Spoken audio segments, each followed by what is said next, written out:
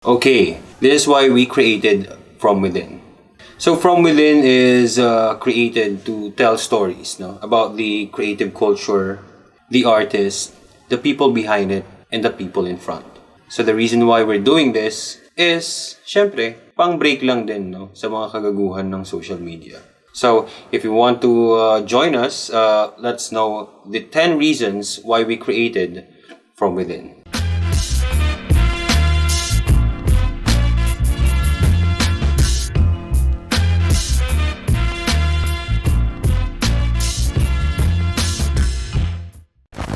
So, brief history lang about From Within. The reason why we started is we want to have a documentary film which happened 2018 December sa Roanoke Art Center sa May Magallanes. So, dun siya nag-premiere.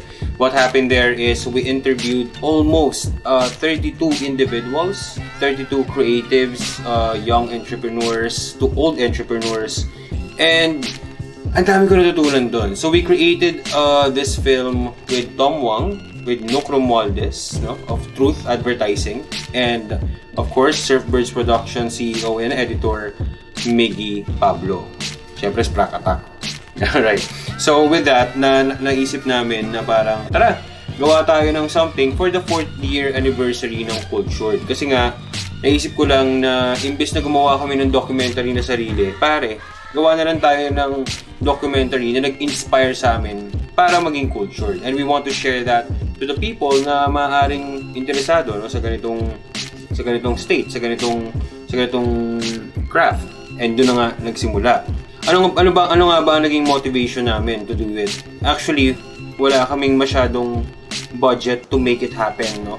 And luckily, Leonard Paras, a known visual artist, actually helped us, no, to produce the film, and also Boss Big Boy Cheng. So sa mga hindi nakakaalam, sila po, si Boss Biggs, ang ginawa niya is he provided us the venue to do the premiere, di ba? Sobrang laking tulong, and Leonard Paras actually helped us with the finances, including me kasi I produced it myself. So yung konting naipon ko, sinama ko rin doon, then pinagsama namin ni Leonard. Then yun na, nagkaroon kami ng maliit na budget to make the film happen. Ngayon, after that, no, our little crew kasi, we're just composed of 3 people sa set, isang taga-audio, tapos 2 cam, tapos ako din, as the audio, asks the questions. Ako yung nagtatanong din sa likod nung yun, no? Kasi nga, wala namang ibang magtatanong, kami yung sariling setup kami ng ilaw, guys. So, yun ang nagpasaya doon, kasi kahit wala kaming budget masyado,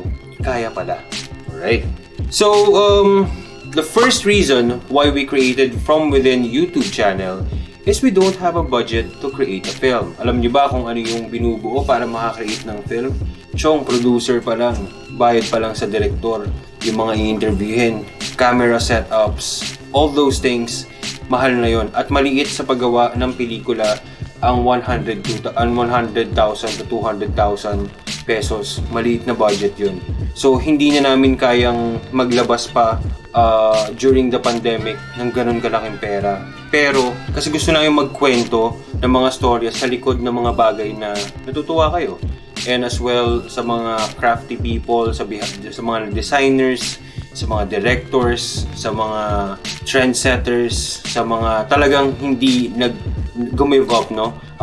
To create or keep doing what they love. So, dun kami nag-resort sa mga storya na yun. That's the reason why we created YouTube, and that's the reason why we have Classified. So, syempre, bago ako pumunta sa second, From Within have different programs, no? So, we have, first, our main is the Classified, wherein that we interview people behind or in front of the camera or in front of the scene or nasa likod ng mga eksenang kinagigiliwan nating mga Pinoy.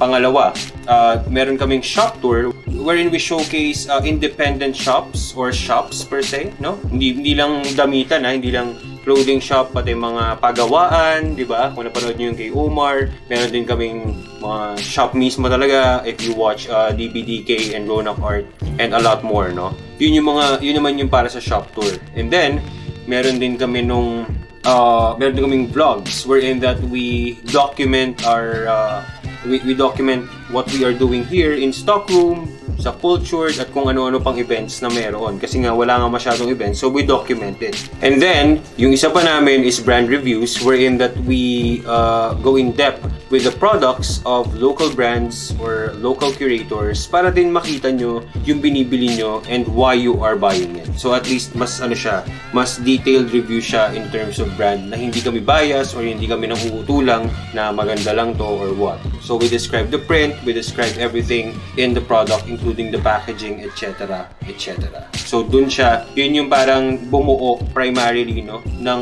From Within YouTube channel. So we have different segments to start with para din mas enjoyable no yung channel namin for you guys. Reason number 2, we are interested in knowing more about the creative culture at kung sino yung mga tao sa loob nito. Parang From Within classified. So guys, siya yung sinasabi ko sa inyo kanina. Oh, hindi yung makalive. So siya yung sinasabi ko sa inyo kanina, Sir Miggy Pablo, no? The CEO of Surf Birds and editor. Yan. Sa Sprack Attack, pare, follow niyo yan. Bibigay lang ako ng Yossi. Lighter. Okay, so yun nga. Going back, ang second namin na reason why we created From Within is most of it is just interesting, no? Nagsimula lang siya sa interest, no? Interest namin malaman at matutunan pa ang creative at pop culture. Bakit nga ba? Kasi yun yung nagpapaikot sa amin. Yun yung bibigay sa amin ng Yun yung bibigay sa amin ng yun yung i-inject sa amin ng ideas to tell stories. Kasi yung ibang mga ni-interview namin, hindi namin alam kung sino sila. And mas naiintindihan namin kung bakit nila ginagawa yung isang bagay. And at the same time, it inspires people that watch it. Or at least yung mga followers nila, mas na-motivate sila to know more about the people that they look up to. Okay, so reason number 3, we want to tell a story kahit na hindi excuse ang budget. Kasi madalas, gets ko naman nun at naiintindihan ko yun ng malinaw na marami ang nagsasabi na mahirap nga talagang gumawa ng ganitong content pag wala kang budget. At totoo yan. Totoo yun. Pero, ang meron lang kami is resourcefulness, no? To use whatever we have. To use kung ano lang yung meron. And luckily, we have a 2-cam setup right now. We have LED lights. And we have a good mic at least just for you guys to hear it. So, okay na yun for now. Pero hindi ibig sabihin no, na hindi na kami makakapagkwento dahil lang sa mga kakulangan. No? Kasi madalas, magandang excuse yan na pag kulang tayo sa budget. Ako din naman, marami din akong excuse na ganyan. Pero this time, I want to make sure that I use all my resources first before I give up on doing what I really love. And that is creating stories. So, mali natin. So, the reason naman, the reason we did classified is, okay? This is a deep dive eh. Kung napansin nyo or napanood nyo or kung manonood pa lang kayo ng classified, may mga sinasabi sila doon na ngayon mo lang maririnig about those people. And we are honored to be the ears that first heard those stories, no? Personally, my favorite is from Apoc, wherein that he discussed mental health and how he coped with it. Madalas, sensitibong bagay yan, di ba? Na hindi masyadong dinidiscuss, but it helped a lot of people. And that's the reason why we created Classified. Kasi mas naiintindihan nyo, no? Mas naiintindihan nyo or nakakapag-deep dive tayo. Parang beneath the surface na atake. Kung sino man itong kausap natin ngayon, luckily, no? And they are really willing to give out those informations para maka-inspire at para makatulong sa next generation of creatives. So, okay, di ba? Well, number 5 is it's an area where we feel uncomfortably comfortable. Yun yung mga bagay na minsan hindi kami sanay gawin and we're just challenging ourselves or kumbaga challenging our capabilities para makapag-exert kami ng mas magandang klase ng content for you guys. And I'm not saying that we do have the best content, but at least we are trying our best. Araw-araw, every time we do classified, every time we do a vlog, even right now, no? We just finished shooting a music video na nag-shoot kami ng ilang oras, guys, no? Simula 1 PM and right now, if we're gonna time check, it's 1:07 AM na, di ba? So, ilang beses kami na feel namin uncomfortable kami. Pero yung pala yung ito yung makakatulong sa amin para mas mag-exert ng effort, para mas galingan pa namin. Not to compete with others, but to compete with our former selves. Okay, so continuing on number 5, no, na where we feel uncomfortably comfortable. If you guys remember, I created a show, an FB show called Quarantimes. This Quarantimes period, from the name itself, is created on the first week of the quarantine, no? Yung unang-unang malupit na ECQ ng Pilipinas noong Marso, no? That is when we realized, or that's when I realized that all my projects are cancelled. All the releases that I'm planning for the month, or at least this 2020 will be cancelled. Doon ko na naisip na, shit, may kailangan akong gawin, I need to maintain this. So what I did is I created the show Quarantimes with the help of Jean Laderas, of Sir Alan, no? Alan Lavara. Tinulungan niya kami, at with the help of Miggy as well, tinulungan niya kami na magawa ng mga posters where I interviewed known people, from musicians, from rappers, from known directors, from known videographers. And kung mapapansin nyo, yung Quarantimes na yun, grabe yung show na yun. Like, even I interviewed like Lock9 and all those people. Ang saya din niya. Okay? Don't get me wrong. And that's, for you guys that do not know, I really don't host a show where I ask questions na malaboy o bunda, or I ask questions to check how they are. And actually, kaya ako ginawa yung Quarantimes is to make the people feel that we are in the same situation. And para mapanood mo yung mga idol mo doon, nakausap ko, sino ba ako, di ba, to talk to them, nakakagaan pala siya ng loob. And for me, it helped a lot with, in terms of my communication skills. I mean, hindi man ganun nag-improve talaga masyado, pero I learned to ask meaningful questions and make the people realize that these people that I am interviewing is just human, di ba?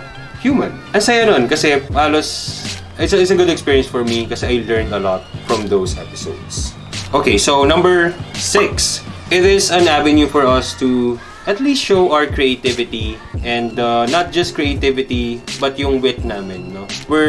Sometimes we are doing episodes na talagang hindi naman talaga pinag-isipan, but it helped us a lot in terms of really rediscovering and innovating our skills in what we can do and how we can tell more meaningful stories. Sometimes it's funny, sometimes it's not, pero ewan ko, sa akin lang na-challenge ako creatively kasi this is a new path, or this is a new journey for me and for Ace. Syempre kung napanood nyo, bagong journey to lahat man. So, ewan ko, hindi natin alam kung saan tayo dadali na ito, no? Okay, so number 7, syempre may konting nasa utak namin is promotions. Since that we don't have budget to do Facebook ads, syempre marami nga nag-Facebook ads, hindi kaya ng budget namin. I tried that as well, siguro mali lang ako or yung targeting, but it helped me a lot to think about other things that people can engage to. So, the reason why we did this is I want to promote as well Kltrd, Stockroom, and everything that we do under it, no? Gusto namin i-promote yung mga bagay na mahal namin. And that's the reason why we created From Within, is to have an avenue to show, di ba? To show those details about our brand and the shop as well, where I am in right now. So right now, number 8, we are still in nasa discovery pa lang kami on what we can kung ano pa yung kaya naming halukayan, no, in terms of content and how we can present it to the world and how we can present it to the Filipino people to appreciate more than of what Filipino talent means. Kasi madalas, no, creative culture is slowly or actually growing right now, and we want to make sure that we provide an avenue for them to show how good they are by telling their stories and maybe doing shop tours, etc., etc. Number 9. Nahalaga to, dapat nga number 1 to eh. Pero we want to learn.